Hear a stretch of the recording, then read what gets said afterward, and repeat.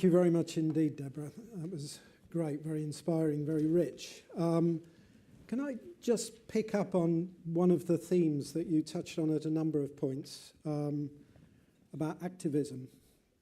Can you just give us a description of the locations where that activism needs to grow, and indeed what anyone can do to help it grow, apart from, if you like, the indigenous dynamic that needs to produce it? Mm.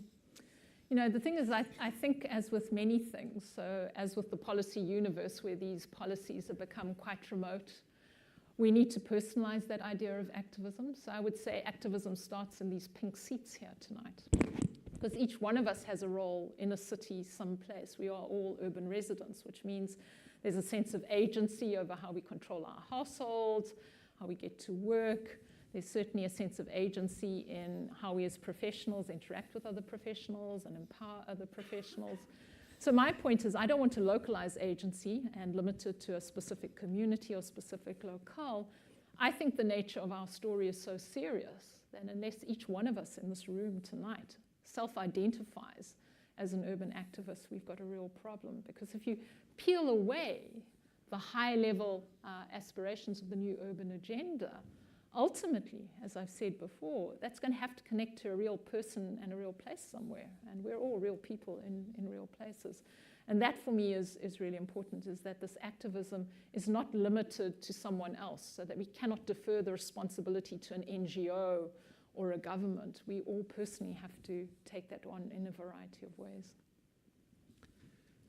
Thank you very much. Let me throw things open at this point. Who'd like to kick off with any comments, questions to Debra?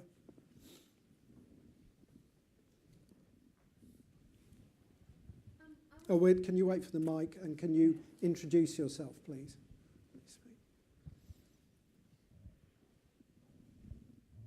My name's Lisa Granger. I'm a citizen and no more. And all I want to know is some of the ways in which you have encouraged people in Durban to become activists, and what sort of results you've had. Mm. Yeah, take that one, then we'll go back to the audience. Okay. Yeah. I think it's important that, again, that we personalize that empowerment around activism, because activism is only meaningful if you can self-identify with the cause. And I think one of the big problems that we're having at city levels is that we're not hearing people enough about issues that are adequately important to them. And if you don't get that connection, you're simply not going to act. Currently, we're working through the development of Durban's first resilience strategy, which is quite an interesting process, because instead of doing the normal thing that local government does, which is produce a document in draft and then sort of send it out into the public and saying, you know, what do you think about this? We started off the conversation with saying, look, we actually have no idea what resilience means for Durban. So we need your help in talking us through that particular process. And it's been a 3-year conversation, so you can't short-circuit those sorts of conversations. You've got to make room for them. And what has been very interesting is out of that has not come the kind of traditional focal points for discussion, but people have really said, we feel that the challenges to resilience in our city lie in informal settlements and the way we plan and manage those particular areas of our city. They lie in the traditional forms of governance, because as an African city, we have traditional forms of tenure and we have city hall forms of governance, and they don't often fit comfortably together. And that process of sourcing what was actually of importance to urban residents, which is not the usual conversation we have in local government, has really brought to the fore a whole host of groups who previously couldn't identify with anything the city was doing, bringing forward their experience and expertise, their offer of resources, their willingness to partner, to help work in these quite difficult spaces of informal settlement, and beginning to look at the interaction between formal governance and traditional governance in our city and how that can work. So that, for me, at a macro level, has been a real indicator of how just having a conversation that pinpoints what people's priorities are can draw people out in unexpected ways to contribute to that particular process.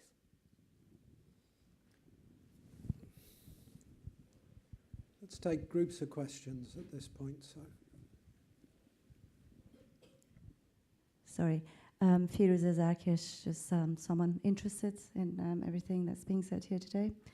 Do you, Debra, have an example of group of people or a project that was directly trying to achieve something in an area in Durban? If you could perhaps share that with us. We take a couple more while we're in groups here.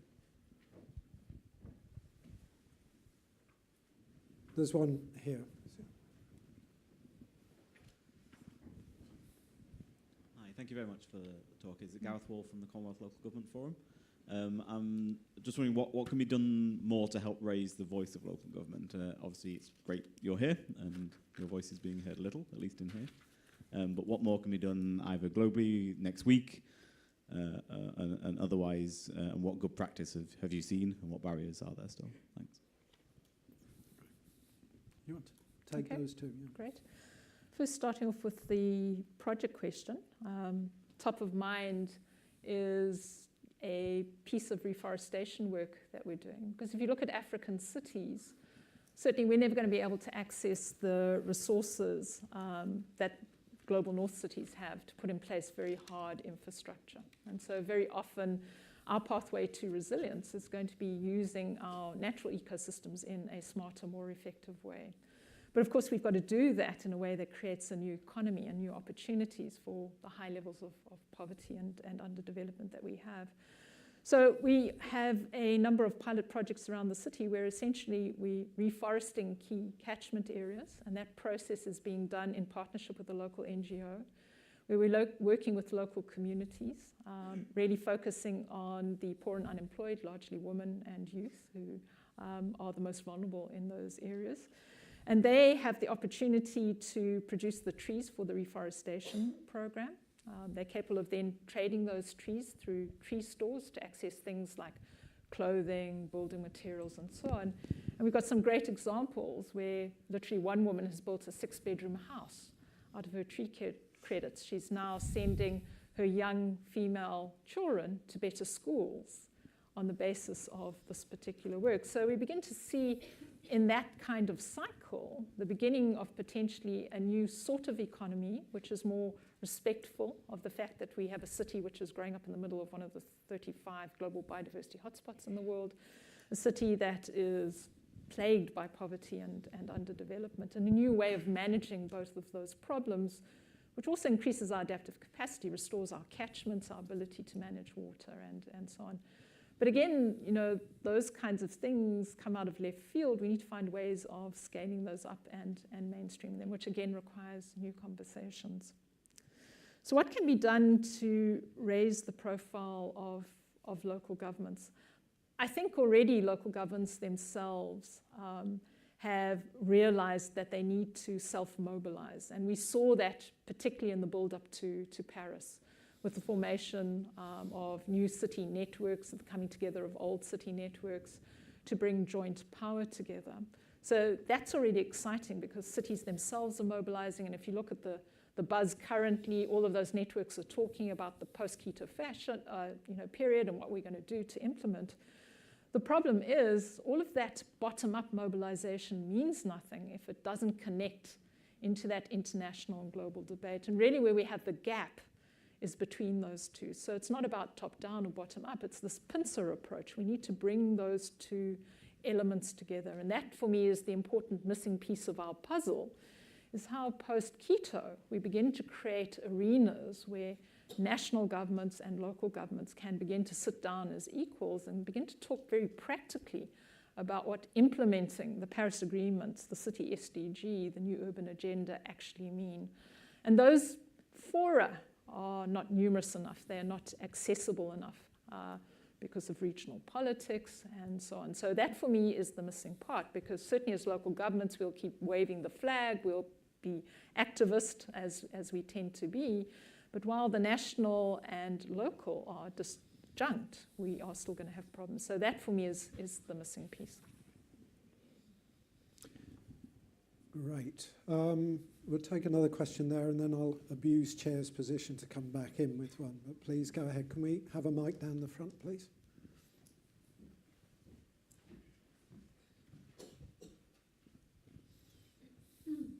Hi, my name is Murtaza, master's student at King's.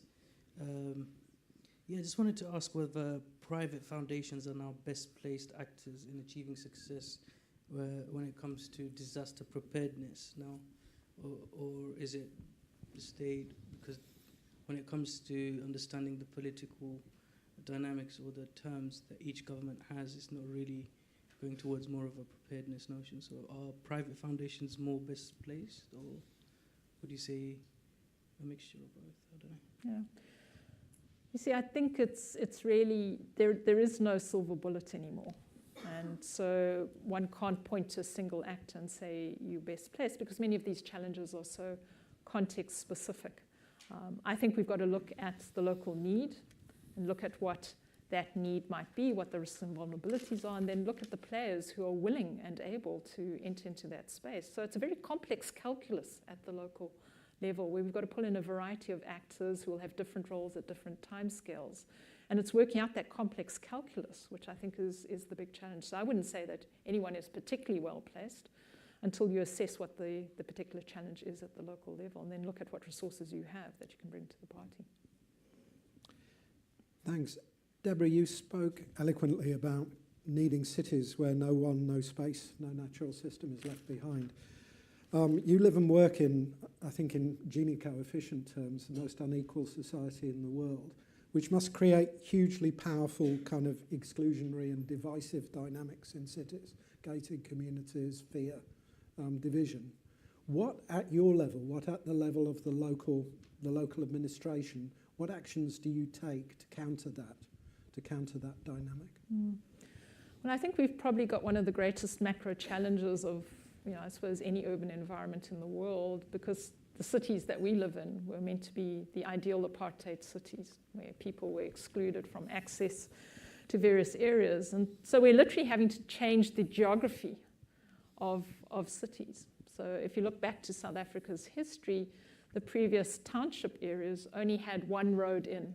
So if there was a problem, you could bring in armored vehicles, you could shut down access and egress from those areas. So we ourselves are going through massive infrastructure building programs to try and change the geography of the city. So that's one macro level intervention.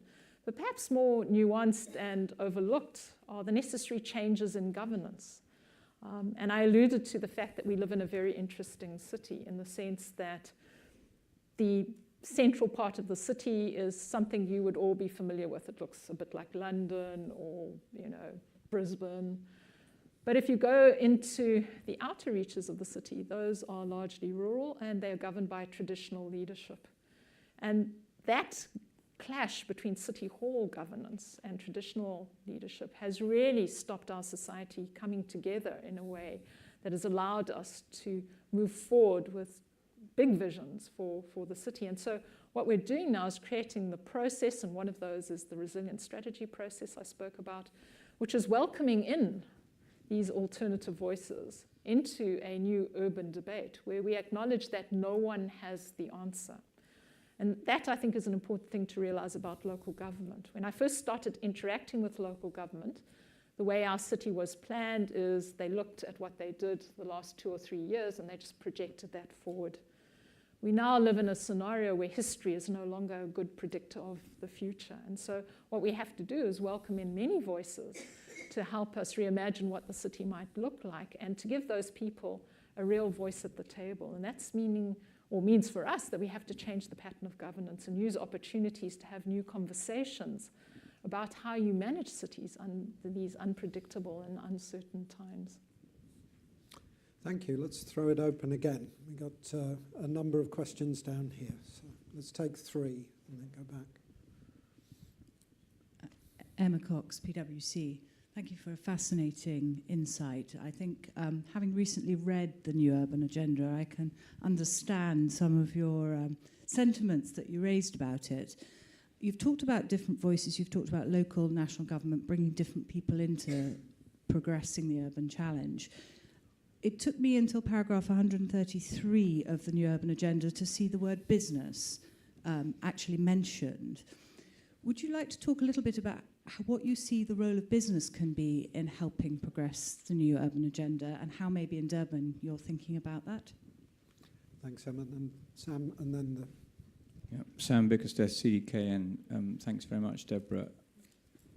Not wanting to lose sight of your bricks and your cement, I'll just refer to the policy agreements in the Paris Agreement, which depends, success of Paris depends upon the ratcheting up mechanism to achieve living within just a safety of 2 degrees global warming. Are cities the sort of saviour that can drive the agenda, that can lead nation states who remain the parties in that agreement to achieve that ratcheting up? There are a lot of zero carbon emissions commitments emerging, but can that turn into reality to bridging the emissions gap that we still see? Thanks, Sam. And then, yep. Hello, Davindi Grant from Mott MacDonald. So picking up on something you said, how do you see the best way to sort of switch or get local governments to enter the conversation about ecosystem services? Is it valuation, improving technical understanding, or something else? Thanks very much. Do you want to take those 3, Deborah? Sure. So starting off with the role of business, and I suppose that echoes one of my previous responses, is everyone actually has to be at the table. And we know that it's notoriously difficult in some particular arenas to begin to draw business into some of these discussions. Certainly looking at the work that we're doing in Durban, again, harking back to our work in the resilience space, there's been a very determined effort to begin to draw business into this debate, to show the relevance of this debate to business in terms of being able to foresight where the future of the city might be and where the opportunities might lie in this changing space. And I think if we begin to have that conversation, I think there's always a tendency to stereotypically label business as the bad guy, when in fact they can be quite an active player if we make sure that the goals we're chasing are in fact common and geared around a particular purpose. So the reforestation program that I spoke about has business inherent as a key component in that, as a way obviously to achieve their corporate social responsibility outcomes. So again, giving people a real purpose, but people want to see practical interventions, and that's the problem. I think the issue with many of these ideas, and it's the problem with the new urban agenda, we've left it at such a high level that people can't relate to them. We've got to pull it down so that people can relate to the reality, they can see the difference. And I think that's really a task, is to make explicit not only the role, but the net benefit. And then, we found that business becomes a much more engaged conversationalist in that particular arena.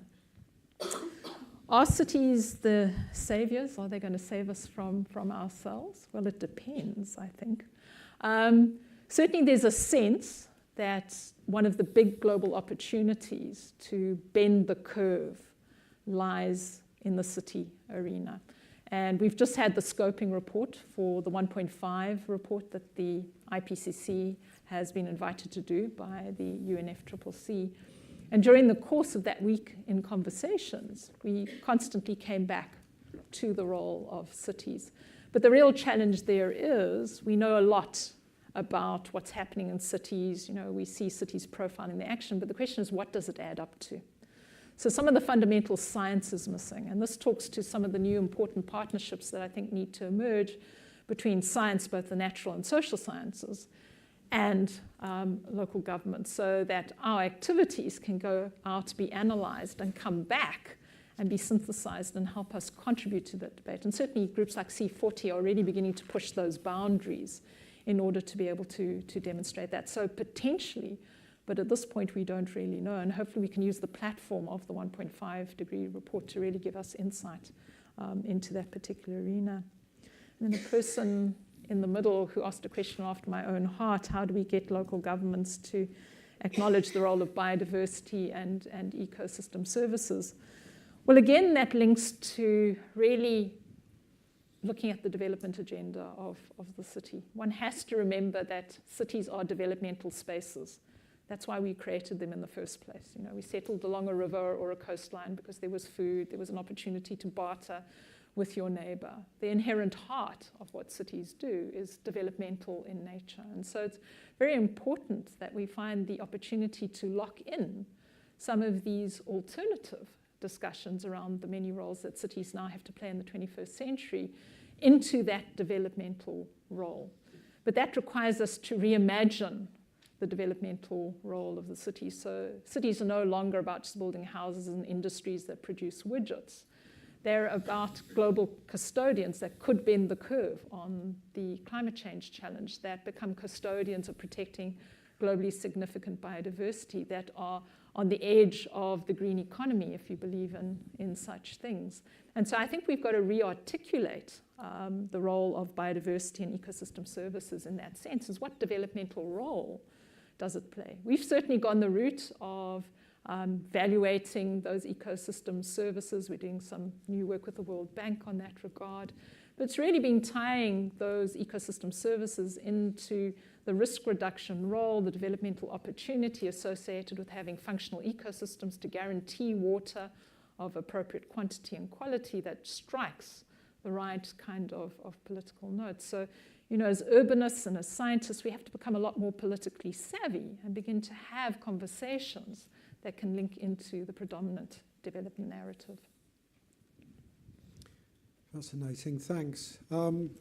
Take some people at the back. Is there anyone at the back with questions? So we've got one here, and then we'll maybe go to the left at this point, and then come back down.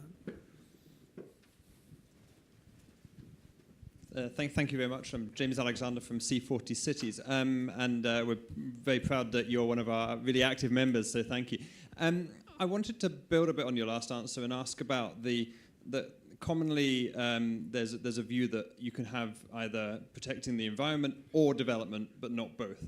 And I want to understand from you what you're doing in Durban to try and achieve both. What have you done that can try and deliver development and environmental benefits at the same time and make the city more sustainable and resilient, whilst also growing the economy and creating more opportunities? Thank you very much. And we had a question, I think, around here. Yep. Hi there, fascinating talk. Anders Lorentzen, environmental writer. I just want to touch a bit on the sense you said before. There's a sense that the cities have a sort of global opportunity to bend the curve. And also, could you talk a little bit about the huge impacts it have on resources as well, and how we actually live in the 21st century, and what impacts stuff like smart grid and new energy technologies, what do you call it, decentralized energy and stuff like that, what kind of impact that can have on cities. Thank you. Okay, someone want to come in with a last question? Yeah, thanks, Susanna. Hi, I'm Susanna Fisher from IIED. I wanted to ask a question about timeframes. Thinking with a kind of climate lens, I wondered what opportunities you've had in Durban to reflect, you know, longer time frame, the kind of traditional urban planning cycle of, 2 to 5 years, or your planning cycle. If you've been able to think a little bit more about the medium to long-term challenges and really how you've managed to do that, because I think from my kind of experience with other cities or hearing about national governments is a real challenge in being able to think before the short term to ensure that you're not locking in or creating governance problems for the future. Thanks, Susan. Okay, so the question on the link between development and environmental benefits. I think there are a number of answers to that particular question that could be technical, but to me, perhaps one of the greatest achievements is anyone who knows of me knows that I'm a deep green activist when it comes to the city.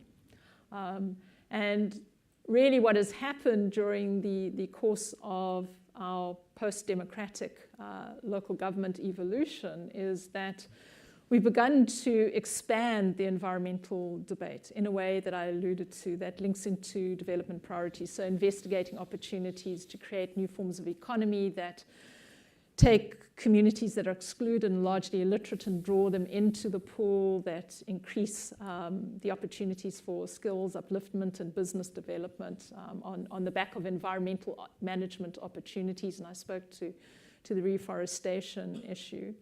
But then it's also been a process of entering into the political narrative, which I think has been important as well, bringing forward those very practical examples to demonstrate the value of these alternative views. And that's begun a process of changing the institution itself. So I'm a case in point. For 22 years, I've headed a department that's dealt with biodiversity and climate change issues. I've just moved into a new position in the city, which is looking at sustainability and resilience. So effectively what we're seeing is institutional change, which I think is probably one of the most powerful changes at local government, acknowledging that these two things are no longer separate. So now I work in the team of the Chief Strategy Officer, who's responsible for the long-term development plan of the city, inputting these new ideas. And that to me is the exciting evolution. We've moved beyond the demonstration project of, the solar panel or the tree in the forest, to a real change in the way that local government is structured. And that change then offers the opportunity to produce new plans, new policies, which will hopefully give us the ability to kind of upscale. And that for me is important. But it's taken 22 years for that maturation of the debate to actually bring those two things together from an institutional point of view. The question around cities bending the curve and new technologies.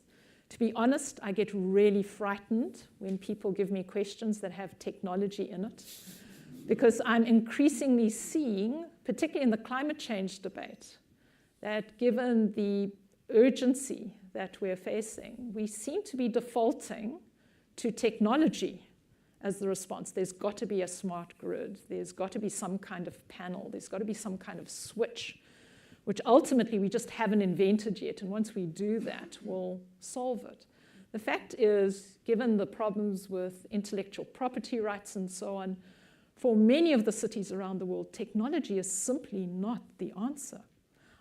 So bear in mind, and I think Andrew alluded to some of the fairly challenging statistics, we're anticipating, another 2.9 billion people to live in cities by 2050. The majority of those are going to be living in cities in Asia and Africa that look nothing like London. They're going to be small, they're going to be informal, they're going to be off the grid.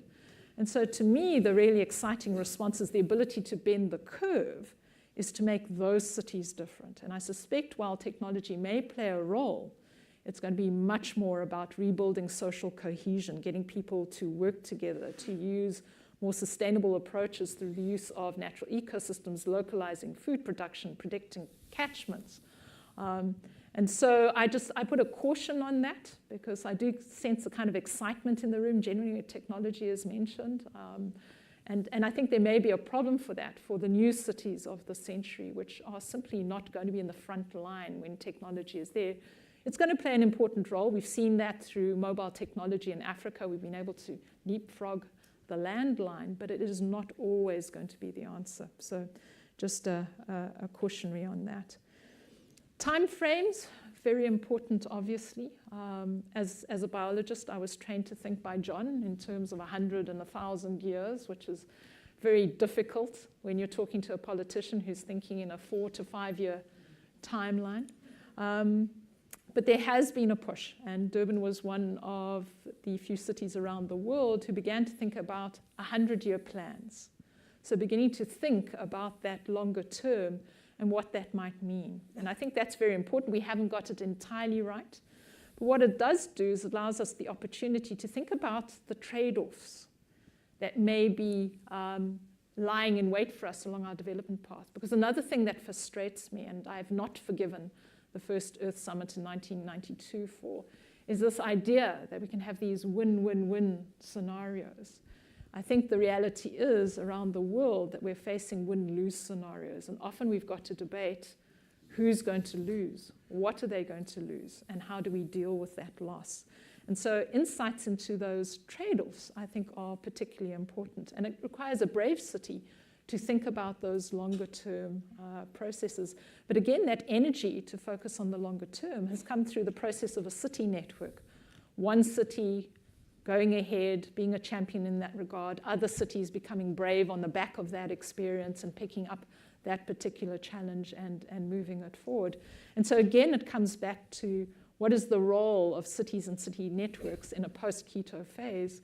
We've got to stick together because there are going to be some there who have more access and resources. They can afford to be the champions, but braver, leading. That gives the kind of political capital for others to begin to say, we think we need to ask those longer term questions. So it's an incremental process of building out on good and often sort of individual action from champion cities. Do you have any personal reflection stories? You were describing this as a storytelling exercise. Do you have any personal stories that you can share on that sense of shared experience and how these networks build action? Yeah. I suppose most recently has been our work with the Durban Adaptation Charter. There was a very real frustration we were experiencing in Durban because we were talking about adaptation action. Everyone else was talking about mitigation.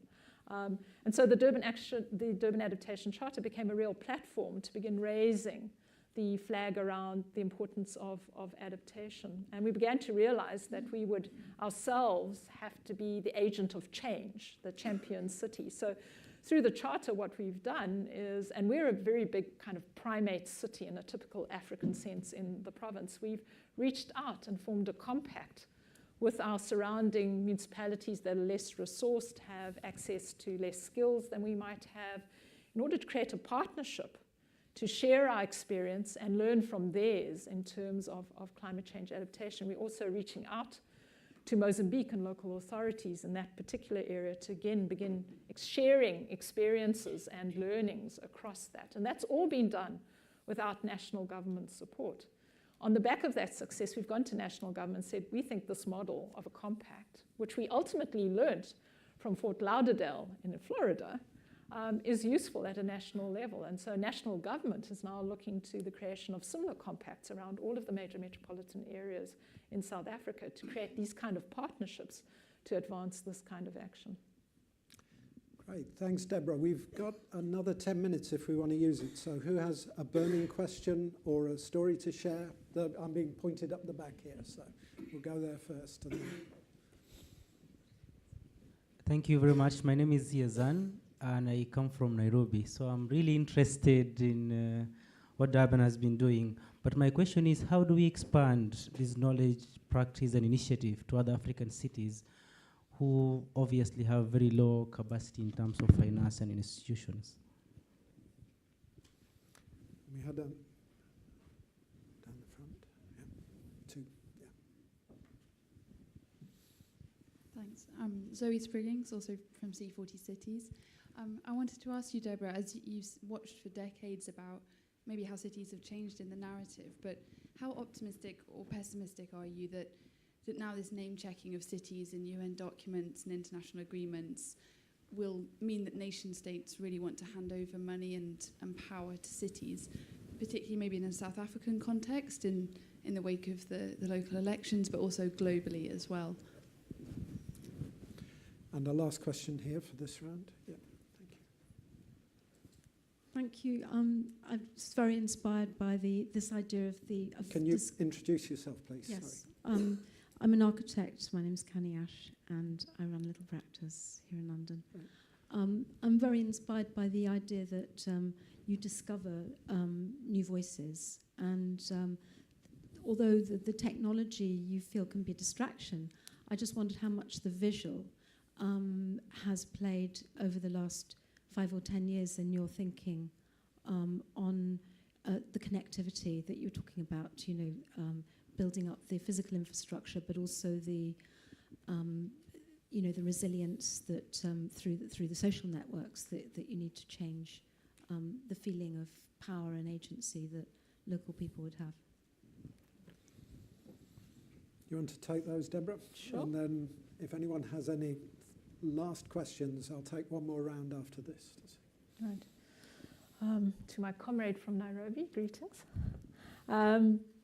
yes, that's a huge challenge. You know, how do we get to work together across the African continent?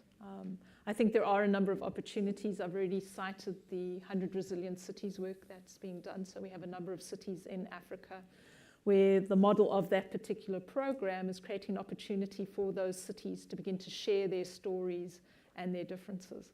But it does require that we have those platforms to meet. You will know, like I know, how difficult it is to communicate on our continent. You know, very often you can't hear people on the phone line, the Skype links don't work. And so what it does require is structure and resourcing to make available those opportunities for us to talk. And what we've done is we've used parallel opportunities. So we ran, for example, a climate change conference in Durban, and we used that as an opportunity to get the African 100 Resilient Cities together as a sidebar to have a conversation about what was important to us. Because the African urban agenda is very different to everywhere else. But again, it comes back to the fact that that has got to be enabled both by ourselves using our opportunities and our own resources, but also by outside interventions, making those opportunities available through programs and so on, in order that we can share our stories and learn from those. So it does require direct agency in that regard. How optimistic or cynical am I that nation states are going to see the light and recognize that power and money should flow to local governments? I think we've got to be realistic, particularly where we are in terms of the global development cycle, that's not going to be an immediate response from the nation states. I think they're worrying about other things. And I think many nation states are troubled by the rise of powerful city-states and powerful mayors. You know, they're seen as potential threats in some parts of the world. So I don't think that's going to happen. But I do think through the consistent mobilization of local governments, by actively reaching out, by knocking against the glass ceiling that's created by national policy, that's the only way of beginning to bridge that particular gap. There again, of course, there are nations who are very innovative and who are leading on this, and so they set that kind of example that others can follow. But again, there's no silver bullet. You know, there's no easy ask here. It's not like we can produce a recipe and say if we do this, suddenly there'll be this great conversion. It's going to take hard work. And that's why I really underscored the fact that there's a great deal of unfinished activism out there, because all of these important things still need to go those final 2, 3, 4 steps of the journey. The need for that activism is not yet complete. So I'm neither cynical nor optimistic, but just know there's a great deal of hard work that lies ahead to move us forward.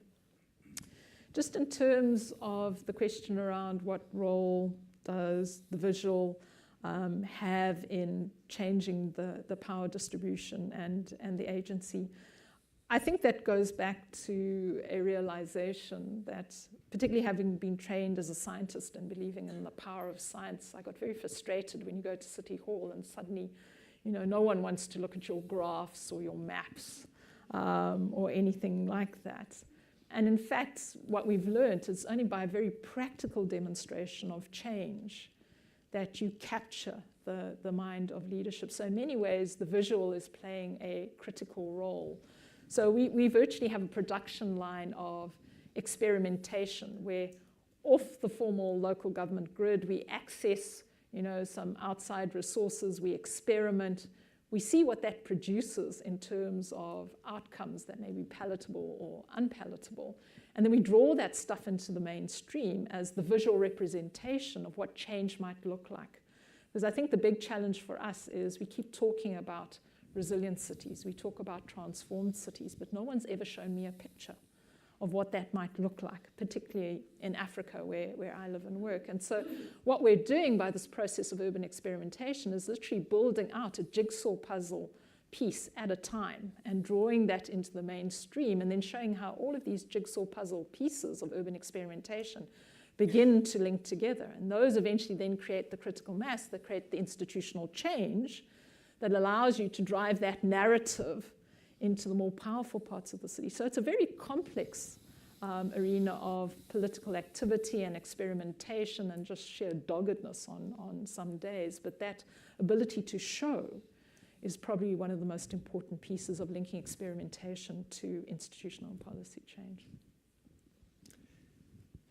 Thanks, Debra. I want to come back just, as we're closing to Quito. You've been entertainingly tough on the new urban agenda, which is indeed a kind of fairly strikingly turgid document in many ways. But you've also spoken a couple of points about a post-Quito, or you've talked about what can we do post-Quito, which kind of suggests intriguingly that you've not given up on Habitat 3 as a moment of change or as a moment of possibly transformation. So can you just square that a little for me? Where do you see the importance of Quito and the potential? Okay. So I suppose going back to that analogy of bricks and cement, at this point I'm more interested in the cement that we can use to pull these bricks together. So we've got in the bag, we've got Quito, well hopefully we'll have Quito unless there's some kind of major revolution there next week. We'll have the new urban agenda, we'll have the SDGs and the Paris Agreement. But we need to find fora where we can bring the different partners together to talk about how these things begin to link in an effective way. And certainly I think the beginning of that conversation of how you pull the SDG, you pull Paris, and you pull the new urban agenda, there's an opportunity through work that we hope will get approved at the next panel meeting of the IPCC to have a global conference on cities and climate change science, where in fact we can look at how these different jigsaw puzzle pieces can in fact fit together in the cities of the 21st century, because there's no denying, let's not hide from the fact that the climate agenda is the new development agenda. And I think Paris really clearly indicated that. And so let's use that momentum to convene people across the practitioner arena, across the scientific arena, across the local government arena, to begin to figure out how we build the glue that's going to link these policy pieces together. And what does that glue look like? That glue comes in the form of data about what is happening at the local government level. As my colleague from Nairobi said, how do we share these things? We're all doing exciting stuff, but half of us don't know about it. How do we collect that? How do we collect it in a way that creates a critical mass, that we can begin to analyze it, that we can demonstrate that cities can in fact bend the curve? And by bending the curve, we can then make the clear, decisive argument that we can link back to the financing. Because the power to bend the curve is in fact in our hands, then we can access the right to the Green Climate Fund and the opportunities that lie there for particular financing. So I think for me, I haven't given up. What I am seeing in my mind's eye is I've got a basket of jigsaw pieces or bricks that I somehow need to stick together to make a functional wall or an attractive picture out of my jigsaw puzzle pieces. And we've got to create opportunities post-Quito to draw all of these stakeholders together, to begin to find the opportunities to link these narratives together into a cohesive whole. The challenge is up to this point, we've been so busy chasing each one of these things. So you do the SDG, you do Paris, you do Quito, that we haven't really had that opportunity to draw those together. It's unfortunate that the new urban agenda didn't take that opportunity. I think there was a ripe moment there, but that hasn't happened. And so we're never defeated in the trenches, we go on fighting, so we create further opportunities post-Quito to have those conversations. An important one is coming up through the IPCC. Thanks very much, Debra. I'm getting signals at this point on time, so I think we need to draw to a close at this point. But many thanks for sharing the stories. I mean, there are many things that I think we can draw from this. The eloquence of your view on activism, the importance of sharing, learning and sharing stories, the potential for cities to lead in the climate space in various ways, but also, I think above all for me, these inspirational examples of what good practice at the local level, linking communities and local government can achieve, which is something that we often don't see from other worlds, if you like, and that was really fantastic. Also this sense of how we combat exclusion, which, there is obviously the risk that this is going to continue to be a driving force in our world, and the role indeed that city governments can play in that. So many, many thanks. At this point, I think I would like to start by thanking my IIED colleagues who have organised this. So if we could just have a round for them, that would be great. Too many to name, but many thanks indeed. And then particularly to thank Debra for being our storyteller for this colloquium. So many thanks.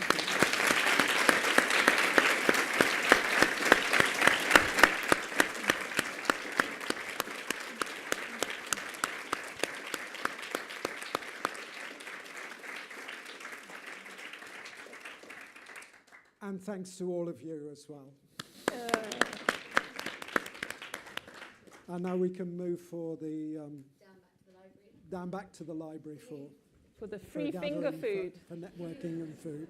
Thank you all very much.